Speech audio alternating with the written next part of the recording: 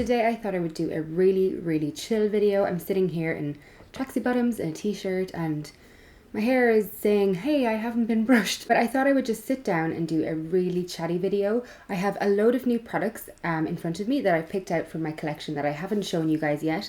And I thought we could just sit down and try them out together. So let's just get started. I may get my hair out of my face. So how have you guys been? Tell me in the comments how your week has been.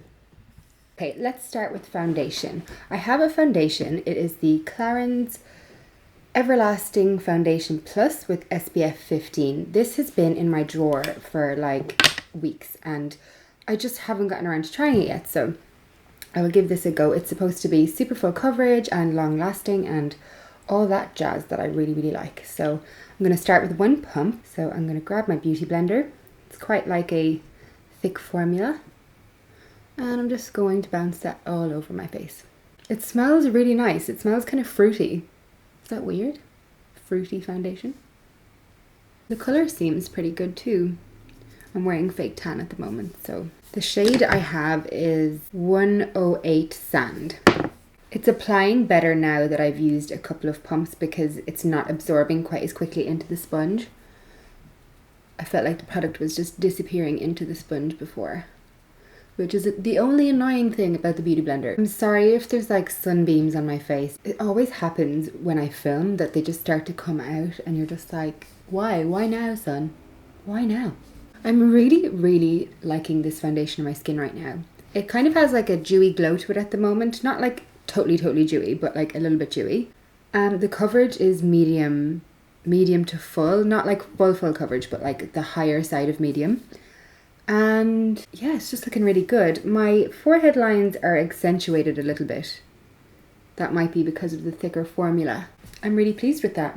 I don't really have a new concealer, so I'm just going to use my NARS Creamy Concealer quickly under my eyes. This is the shade Custard. Add in some of the YSL Touche Éclat in the shade number 2, just for some brightening. And because we all know Michelle likes to overdo it with concealers all the live long day. I'm going to blend that with my finger under my eye area, and then I'll use the Beauty Blender to do the edges. I always bring my concealer up onto the eyelid as well, just because I get a lot of pigmentation there, as you've probably heard me say lots of times. Now just blending in the rest. I am really pleased with how my base looks right now. I look really flawless without looking too cakey, so the NARS concealer and the Clarins foundation together are really nice. I like it. Now I'm going to use the Tarte the Sculptor Contouring Face Slenderizer, which is like a contouring pen. I haven't really played with this too much yet, so let's just give it a go. I'm going to pop it in the usual contoury areas, I guess. That'll do. That'll do, donkey. I'm going to take the Real Techniques Duo Fiber brush and blend that in. I have a brush especially for this product, but when Jason was doing my makeup the other day, he put black all over it and I forgot to wash it. So, by the way, thank you so much for being so nice to him in that video. Like, he was really nervous about me putting it up. And you guys were just so sweet to him. So thank you so much. I really appreciate that. Like, I'm used to people, you know, having mixed opinions on what I do, but Jason obviously didn't sign up for that. He's not, you know, he's not a YouTuber and he shouldn't have to deal with that kind of negativity. So not that anyone should have to deal with it, but yeah, I really appreciate that you guys were just so lovely and nice to him. So thank you. I really appreciate it. I kind of want more, because you can't really see it well enough on my cheeks, on my nose. See this sunbeam on the end of my nose? It's like chasing me. I'm going to use my Real Techniques setting powder brush and the My Sculpted Face palette by IT Cosmetics. So there's like contoury shades in here. I'm going to use maybe the white to set under my eyes. Hopefully it won't be too white.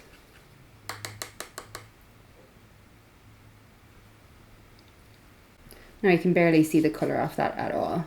If I was doing like major highlighting under my eyes, maybe this would help keep it quite nice and light, but I don't really see a huge difference here. The powder is super, super fine though, like, which I like. There's no real coverage or cakiness from this powder, which is good. You don't want them under eyes looking clunky. Why do I keep talking like that? Ugh, I'm such a weirdo. I'm also using that powder to set any areas in the center of the face I want to keep light. Stop it, Sunbeam. Do you see it chasing me? It's chasing me. That powder looks great on the skin. It's super light. It's very finely milled, which is a good beauty blogger term. So now I'm going to add some of the contour shade under the cheekbones just for shits and gigs, you know. Excuse my pouty face. It's creating a very natural shadowed look. These powders are looking so good on the skin. I kind of was just like feeling like they were a bit like just whatever, but when I look at them now, I'm just realizing how seamlessly they're blending in and how natural they look. Looks really good. Seriously, what is with the weird voices today, Michelle? Stop it.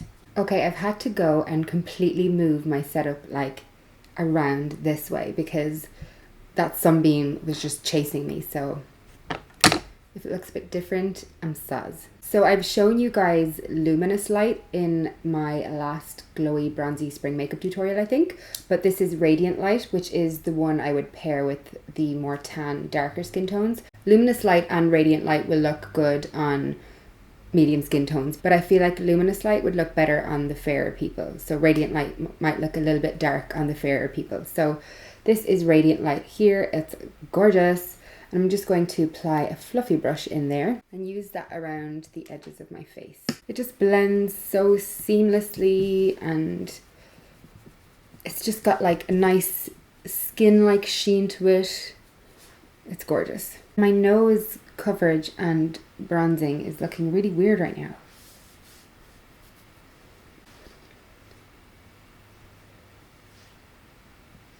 That kind of helped, but I don't know, it's weird. Something to note on the sculpting pen. Maybe it's not so good for nose. Now I'm going to go in with the Zoeva Cocoa Blend palette, which is new in my collection. This is the one Jason used on me and I hadn't used it at all yet, but he was very gentle, so it still looks quite unused. I don't know what kind of look to go for. I seen somebody a while ago, I think it was Holly from Naked Without My Lippy. I'll link her channel below. She used gold on the lid and then pink in the crease, and it looked like this kind of gorgeous, like, I don't know, like really gold goddess eyes. And now I think my microphone ran out of memory space, so this video could be an absolute disaster, but let's just move on. I went off camera to do my eyebrows because that's boring, and I'm just going to move on to that eyeshadow now. Let's try and make this goldy pinky eye. I'm going to start off with this matte light shade with a flat brush. This is the Zoeva Luxe Brow Light, and I'm going to apply that all the way up to the brow. It's a nice pigmented matte kind of creamy white shade. Now I'm going to use Substitute for Love, this warm light brown here. I'm going to use that as a transition shade. Just applying that kind of messily into the crease and above, which is basically what I do in every single look with a nice light warm brown or a bronzer, as you probably notice. So far these eyeshadows are really nice and pigmented and blendable. I'm using the Zoeva Luxe Soft Crease Brush number 221, which is really nice for getting a great blend into that crease. It's a great size and it's a nice soft brush. What are your favorite brushes? Let me know in the comment section below. I have a bit of an obsession with like fluffy blending brushes. Let me know what your faves are in the comment section below. I meant to tell you as well, I'm going to link below a post I did on my blog recently, which is all about bronzers. So the bronzer I used today and 4 other ones that are new to my collection, and just kind of reviewing them all because I get a lot of questions about bronzers, and this post kind of just shows you the difference between them all, I guess. So I will link that below for you. If you didn't know, I have a blog and the link is BeautyLifeMichelle.com if you're ever looking to go and have a read or a nosy. So now back to the Zoeva Luxe Brow Light brush that we used that first light shade with. I'm going to take Pure Ganache, which is this gold shade, and I'm going to apply that to the center of my lid. Oh my god, my eye is watering. Can you see that? I was doing it yesterday as well, and when it waters, it completely eats away any product in my face. That's so frustrating. I'm really sorry. I just literally can't help it. I can't do anything about it. Getting that gold shade just and packing it onto the lid. Kind of just like in the center portion of the lid. This is a gorgeous gold shade. I love golds on the eyelids. I think it's just like such a beautiful way to wear eyeshadow. I think golds always look phenom. I don't know what is wrong with me today. I'm like saying the weirdest things. It's just me every day, I guess. Now using the Luxe Petite Crease brush from Zoeva, which is the number 231. I really like this brush. I'm going to use the shade Warm Notes, which is this one here. This is the pinky cranberry kind of shade. I'm going to apply that to the inner and outer corners and maybe through the crease. I feel like with these eyeshadows, if you put a creamy base underneath, you could really get like very strong pigment. And using just brushes like this and some concealer on the lids, you can get more of a wash of color rather than like a strong pigment, but it's still giving great color payoff. Going back in with my blendy brush and that Substitute for Love shade, which is the warm brown. I'm just going to go back up into that crease to blend in that pinky shade. That looks cool. I'm just going back into each eye and building up wherever I think needs it. And then always back in with the blendy brush, making sure everything is seamless and adding in more transition color wherever it needs. That looks pretty cool. I'm going to apply some more gold again on the lid, just anywhere we've kind of lost that intensity. Why are you so watery, eye? I'm going to take this really light shimmery shade called Sweeter End, and I'm going to apply that to the inner corner. It's not uber shimmery, but it's kind of a nice subtle highlight. This brush is from Makeup Geek. It's a pencil brush and it's kind of scratchy. I don't think I like it at all, but it's the only kind of clean one I have right now. Yeah, it even feels scratchy under my brows, so this is the only Makeup Geek brush that I have, and I don't like it. I don't like it. Their eyeshadows are amazing, but this is just, it's not cutting it. It's just not cutting it. I'm gonna grab the Substitute for Love shade again and go under the eye. I'm gonna smoke it down quite a bit. You know, just go wild. Which is probably a bad idea, seeing as I have eye watery issues, and the last thing you want is smokiness under the eye being eaten away when you have eye wateriness, but YOLO. Just adding more of that pink shade because I feel like it was getting lost in translation there. I do this with most eye looks anyway. You know, I always go back in and add a little bit more or blend a little bit more wherever I think needs it. Eyeshadow is never a kind of plop it on and go thing. You're always going back and adding more and blending more and just playing around with it.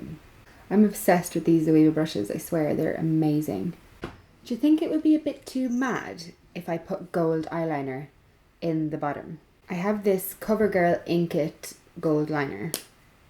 This is so unlike me. I never do stuff like this. Hey, let's do it. Let's just do it. I'm going to use this Urban Decay brown liner. This is the 24/7 Glide On eyeliner pencil in Whiskey. I'm going to use that on the top. Let's take a bit of that on the lash line as well.